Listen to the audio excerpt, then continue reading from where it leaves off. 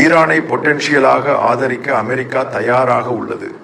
முழுமையான போரை தவிர்க்க தயாராக உள்ளது. ஆனால் நியூக்ளியருடன் முன்னேறுவதற்கு எந்த காரணத்திற்காகவும் ஈரானை அனுமதிக்க மாட்டார்கள். ஈரானின் வெளியுறவுத்துறை அமைச்சர் மற்றும் மசூத் பெஷகான் இதை மிகவும் நெகட்டிவாக பதிலளித்தனர். அப்போதுதான் இந்த நிகழ்வுகள் வருகின்றன. இஸ்ரேல் என்ற நாடு ஈரானை தாக்க தயாராகி வருகிறது.